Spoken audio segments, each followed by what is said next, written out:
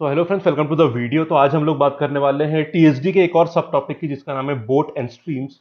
Very important topic, और आप मुझे कई लोगों ने रिक्वेस्ट भी करी थी, और इंपॉर्टेंट भी है और काफी सिंपल भी है। ठीक है, तो इसकी बात कर लेते हैं। थोड़ी थ्योरी की बात करेंगे, फिर क्वेश्चंस भी करेंगे। तो boat and streams, boats and streams. ठीक है। क्वेश्चंस भी मैंने लगभग 5 के आसपास लिए हैं, जिसमें हम लोग क्वेश्चंस करेंगे कैट के, आईएफटी के, उसके बाद स्नैप के और सीमैट के। मतलब इजी, मॉडरेट से थोड़ा कॉम्प्लेक्स, सारे लेवल देख लेंगे और एप्लीकेशन भी क्लियर हो जाएगी। तो जरूर देखिएगा वीडियो, बहुत अच्छे इंसाइट्स मिलेंगे आपको, it will be very useful. और थोड़ी क्वेश्चन सॉल्विंग की बात भी करेंगे कि हम लोग कई बार हमें लगता है कि हमें टॉपिक आता है पर क्वेश्चन फिर भी नहीं हो पाते, तो where is the problem, will try to see that. चलो टॉपिक पहले कर लेते हैं। जो भी आपके टाइम स्पीड डिस्टेंस के बेसिक्स फॉर्मूलेज हैं, बस वही लगने हैं यहाँ पे, कुछ भी अलग नहीं है एक्सेप्ट वन स्मॉल डिफरेंस। उसकी बात कर लेते हैं। स्ट्रीम्स मतलब होता है फ्लोइंग वाटर। एक ऐसा भाई पानी दो तरह का होता है, एक तो स्टिल वाटर, ये रुका हुआ पानी, तो उसमें जो भी स्पीड आपकी बोट की रहेगी बस। और स्ट्रीम में मूविंग वाटर होता है। तो जो स्ट्रीम मतलब पानी की स्पीड है, वो भी आपके बोट की स्पीड को अफेक्ट करेगी, या तो सपोर्ट या अपोज, दोनों में से कोई केस हो सकते हैं। तो उसमें फिर आप बोट की नेचुरल स्पीड पे नहीं चलोगे, या तो कुछ ज्यादा या कुछ कम। बस ये दोनों बातें करनी है। तो यहाँ पे दो केस होते हैं। पहला केस, जब हमारा बोट का मोशन डाउन स्ट्रीम होता है, और दूसरा जब अपस्ट्रीम होता है।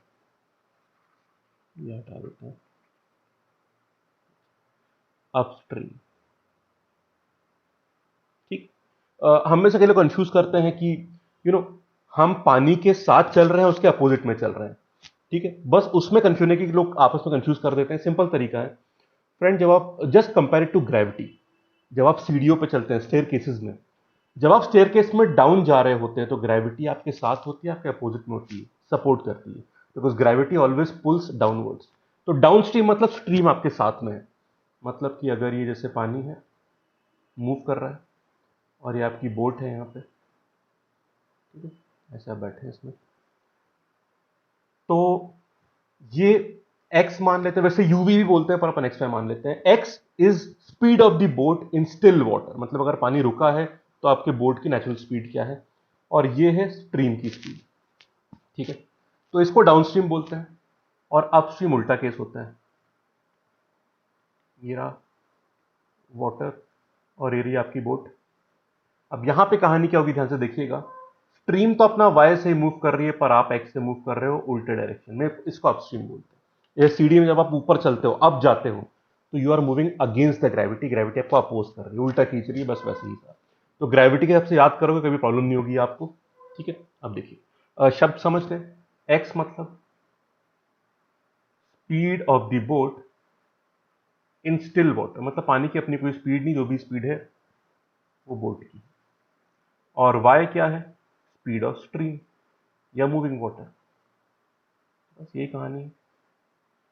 अब देख लीजिए, यहां पे जो इफेक्टिव स्पीड होगी, देखिए शब्द ध्यान रखना, रिलेटिव नहीं। रिलेटिव स्पीड वाले में भी दोनों स्पीडें प्लस और माइनस होती है, पर यहां रिलेटिव स्पीड नहीं है।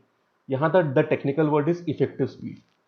यहां पे बोट में जो आप बैठे हो, उसकी इफेक्टिव स्पीड क्या होगी, वी इफेक्टिव बोल देते हैं, एक्स प्लस वाई। और यहां पर इफेक्टिव स्पीड क्या होगी, एक्स माइनस वाई। बस, बाकी सारे फॉर्मूले सेम रहेंगे। ठीक है, कौन से फॉर्मूले? फॉर एग्जाम्पल टाइम क्या हो जाएगा, डिस्टेंस अपॉन स्पीड, स्पीड है एक्स प्लस वाई। और यहां पे क्या हो जाएगा, distance upon speed X minus Y. यहां पे टाइम ज्यादा लग रहा है, डिनोमिनेटर छोटा है, होगा अभी भाई, पानी अपोज कर रहा है आपको, वही डिस्टेंस ट्रैवल करने में समय ज्यादा लगेगा। क्लियर है बात? तो जो भी टीएसडी के फॉर्मुलेज हैं, मतलब कि time is equal to distance by speed, या दो और फॉर्मेट में जो होते हैं, सब सेम है। बस स्पीड यहां पे इफेक्टिव स्पीड लगती है, बाकी कोई फर्क नहीं है। ठीक है, इतनी सी चीजें यहां पे सवाल कर सकते हैं। उससे पहले एक छोटी सी बात और जान लीजिए, इसमें टू एंड फ्रो मोशन वाले सवाल काफी आते हैं। मतलब भाई आप यहां से शुरू करके यहां पे, आप पहले यहां से यहां गए और फिर वापस आ गए, और इस रास्ते में पानी था, मतलब बेसिकली आप नदी के रास्ते गए और वापस आ गए, तो ए जगह से बी जगह। अब ध्यान रखिएगा, क्या बोलेगा कि भाई स्ट्रीम बह रही है, मान लो स्ट्रीम की स्पीड है वाई, और आपकी बोट की स्पीड मान लो एक्स। ठीक, आप ए से बी गए और बी से ए वापस आ गए, जिसको टू एंड फ्रो मोशन बोलते हैं, कि गए और वापस लौट के आ गए आप इनिशियल प्लेस पे। ऐसे केस में ध्यान रखिएगा, पहली चीज, जाने और आने का डिस्टेंस सेम रहेगा, ये आप समझ सकते हैं। दूसरी बात, अपने मन में ये डाउट मत लाना कि सर हमको स्ट्रीम की स्पीड y दे रखी है और उसका डायरेक्शन नहीं दिया कि भाई वो a से b या b से a। अगर वो ना भी दे कोई टेंशन की बात नहीं है, क्योंकि इतना पता है कि डायरेक्शन a से b हो या b से a हो, पर आपकी पूरी जर्नी में एक साइड की जर्नी डाउनस्ट्रीम होने वाली है पक्का, और एक साइड की अपस्ट्रीम। तो total movement from a to b और b टू a को देखोगे आप, तो ये फर्क नहीं पड़ता कि पहली डाउनस्ट्रीम थी या दूसरी अपस्ट्रीम या वाइस वर्सा। दोनों में से कोई भी अपस्ट्रीम और कोई भी एक डाउनस्ट्रीम हो सकती है। तो स्ट्रीम का डायरेक्शन आप फिर इग्नोर कर देना, आंसर में कोई फर्क नहीं पड़ेगा। ठीक है, ये छोटी सी बतानी थी आपको। आइए अब सवाल करते हैं। सवाल में सबसे पहले देखिए फ्रेंड्स, ये रहा सवाल। अब पहले मेरी एक बात सुन लीजिए, फिर आप ट्राई करिएगा। फ्रेंड देखिए सवाल में होता क्या है, आप एक बात को समझिए। हम पढ़ते जाते हैं, सवाल सॉल्व करते जाते हैं, बहुत सारी बातें सुनते रहते हैं, पर क्रक्स इश्यू को पकड़िए कि ऐसा क्यों होता है बार बार कि हम टॉपिक पढ़ लेते हैं फिर भी उसके क्वेश्चन सॉल्व नहीं होते, और हम ये बोल देते हैं कि हमारा कॉन्ट वीक है, वर्बल वीक है, एलआरडीआई वीक है। The problem is not so simple. थोड़ा भी डीप में जाओगे तो सोल्यूशन बहुत सिंपल हो जाएगा, मेरा वादा है आपसे। क्या, देखिए ये सवाल है आपके सामने, आप सबसे पहले इसको करेंगे सॉल्व पॉज करके। पर स्टेप्स क्या, देखिए किसी भी सवाल को सॉल्व करने का पहला स्टेप क्या होता है, अंडरस्टैंडिंग, कि यार आपको सवाल में समझ आ रहा है कि इस सवाल में हो क्या रहा है। That is the most crucial step. वो तो समझ में आना चाहिए, क्योंकि भाई बेसिक इंग्लिश लैंग्वेज है और थोड़े परसेंटेज वाले वर्ड्स यहां पे दिए हुए हैं। ठीक है, दूसरा, सवाल को शुरू करने के लिए you will have to make equations, पर उसके लिए आपको कुछ वेरिएबल्स की जरूरत पड़ेगी। Some values are given but some variables are always required. तो आप जो इनिशियल अजम्पशन ले रहे हो, क्या आप वैल्यूज अज्यूम कर पा रहे हो वेरिएबल्स में ठीक से? क्या आप सही वेरिएबल अज्यूम कर पा रहे हो? क्योंकि जब तक वेरिएबल ठीक नहीं मानोगे इक्वेशन नहीं बनेगी आपकी। अगला स्टेप, क्वेश्चन में जो भी चीज दे रखी है, क्या ये तो वर्ड फॉर्मेट में चीजें हैं। क्वेश्चन सॉल्व वर्ड फॉर्मेट से तो होते नहीं है, इक्वेशन से होते हैं। तो क्या उन शब्दों को आप इक्वेशन में कन्वर्ट कर पा रहे हैं? तीसरा स्टेप और आखिरी स्टेप, क्या उस इक्वेशन को आप सॉल्व कर पा रहे हैं? कई बार इक्वेशन थोड़ी लंबी बन जाती है तो हम उसे सॉल्व नहीं कर पाते। यही 4 स्टेप में कहानी छुपी हुई है फ्रेंड्स, और इनमें से कोई भी स्टेप बहुत मुश्किल नहीं होता, सारे सिंपल होते हैं। तो अगली बार से जब भी आप बचे टाइम में प्रैक्टिस कर रहे हैं, एग्जाम तक जो भी टाइम है, प्लीज माइक्रो तरीके से एनालाइज करिए अपने आप को कि आप कहां फंस रहे हैं, और क्या वाकई में फंस रहे हो या बस एक मेंटल लैग है कि भाई एक फियर क्रिएट हो गया सब्जेक्ट के लिए। क्योंकि स्टेप इनमें से कोई भी मुश्किल नहीं जो मैं करके बताऊंगा आपको। ठीक है, तो प्लीज एनालाइज योरसेल्फ, ये कोई इंसान दूसरा आपके लिए नहीं कर सकता। बड़ी बड़ी बातें कर सकते हैं मैं और बाकी लोग शायद, पर थोड़ा आपको खुद की हेल्प करनी पड़ेगी इस चीज में कि हम एक्चुअली कहां पे अटक रहे, फिर आप वहीं पे स्ट्राइक करोगे और इंप्रूवमेंट काफी ड्रास्टिक और अच्छा वाला होगा। ठीक है, अब आप पॉज करेंगे वीडियो और जेन्युइनली ट्राई करो इसको, और फिर सोल्यूशन देखना, देन विल सॉल्व इट। ठीक है, तो मैं आगे बढ़ रहा हूं पर आप पहले ट्राई करेंगे और फिर सोल्यूशन देख के ये अपने आप से पूछना कि हम इसमें से किस स्टेप में, then help yourself out of that particular thing in the next question, फायदा होगा। ठीक है, चलो भाई शुरू करते हैं। तो एक मैन है, वो ट्रैवल कर रहा है मोटर बोट से। ठीक है, तो घर से ऑफिस जा रहा है और वापस आ रहा है, टू एंड फ्रो मोशन आ गई। ठीक है, अब देखिए रिवर की स्पीड बिल्कुल चेंज नहीं करी है, अच्छी बात है, पर अगर वो अपनी मोटर बोट की स्पीड को डबल कर देता है तो जो टाइम है वो 75% से कम हो जाता है। सिंपल सी बात है। ठीक है, तो हमें क्या चाहिए, मोटर बोट और रिवर की स्पीड का रेशियो चाहिए। तो फ्रेंड सबसे पहला काम कर लेते हैं, अजम्पशन क्या, बहुत दिमाग मत लगाओ यहां पे। मोटर बोट की स्पीड x मान लेते हैं और पानी की स्पीड, स्ट्रीम की स्पीड, रिवर की स्पीड y मान लेते हैं। ठीक है, अब ध्यान से देखिएगा, जब आप जा रहे हैं ऑफिस, घर से ऑफिस की तरफ, तो बेसिकली आप ऑफिस गए और वापस आ गए, डिस्टेंस d मान लो आप। ठीक, अब देखिए आपको यहां पे टोटल टाइम चाहिए। टोटल टाइम सेकंड केस में बेसिकली दो केस बन रहे हैं, पहला केस एक्स वाई वाला, दूसरे केस में वाई सेम रहेगा पर एक्स को आपने डबल कर दिया। पहले ओरिजिनल केस मान लेते हैं, जाने का टाइम कितना है friends, D upon X plus Y, और आने का time D upon X minus Y. आप बोलोगे सर आपने जाने का डाउन स्ट्रीम और आने का अपस्ट्रीम क्यों लिया, आप उल्टा ले लो, आपको पता है फर्क कुछ नहीं पड़ने वाला यहाँ पे। टोटल टाइम टी मान लेते हैं फ्रेंड्स। ठीक है, अब सेकेंड इक्वेशन पे ध्यान देना। अब आप बोलोगे सर इतने सारे वेरिएबल आ गए, सर आपने एक्स वाई था, आपने डी भी लिया, टी भी लिया, सॉल्व कैसे करोगे, इक्वेशन दो ही बनने वाली है। आप टेंशन मत लो, अभी लिखते हैं, बिल्कुल रास्ता निकलेगा। ठीक है, टेंशन नहीं, अभी रास्ता निकलेगा उसका। डी अपॉन सेकेंड केस में टाइम निकाल रहे, जाने का टाइम कितना है, आपने बोट की स्पीड डबल कर दी, पानी की स्पीड सेम है। वापसी में बोट की स्पीड डबल है, पानी की स्पीड सेम है। टाइम कितना हो जाएगा? बाय 75%, मतलब 3/4। 75% से कम हो गया तो सिर्फ 25% बचेगा, तो T/4 बचा बस। है कहानी सिंपल या नहीं? यहां पे 75% का 3T/4 मत लिख देना, सिली मिस्टेक होगी। ये 2 नहीं लिखा, बाय लिखा है, उतने से कम हो तो बचा कितना? 25%, T/4, खत्म कहानी। सिंपल है, ठीक है। चलिए अब यहां पे एक चीज और देख लीजिए। अब क्या करें बताइए? अब क्या करें? बहुत सिंपल है, दोनों में T और T कॉमन है। इस 4 को यहां ले जाओ तो दोनों बराबर कर सकते हो आप। कैसे? D/x+y प्लस D/x-y, ये हो गया।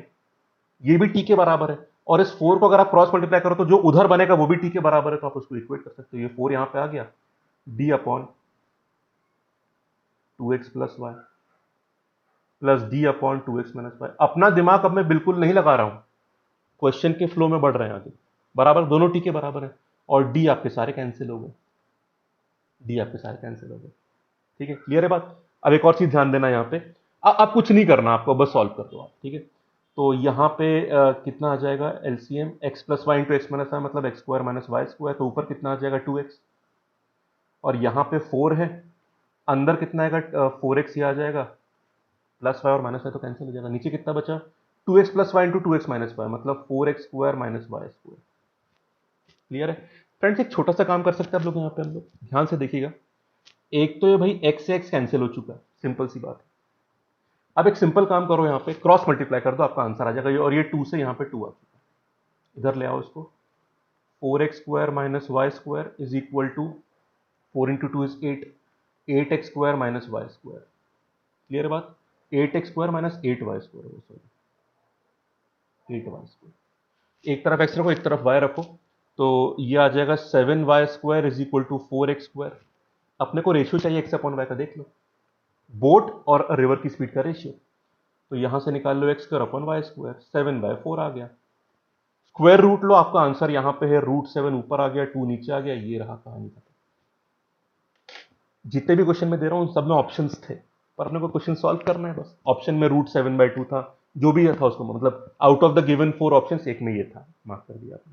अब देखिए, ये है सवाल कैट 2017 का, अच्छे खासे लेवल का सवाल, और कितना सिंपल हो गया। अब अपने आप से पूछना, क्या गलती रही? क्या सवाल नहीं समझ पाए? सवाल तो सिंपल था। क्या अजम्पशन नहीं ले पाए? वो तो सिंपल थे। क्या इक्वेशन नहीं बना पाए? वो तो सिंपल था। क्या सॉल्व नहीं कर पाए?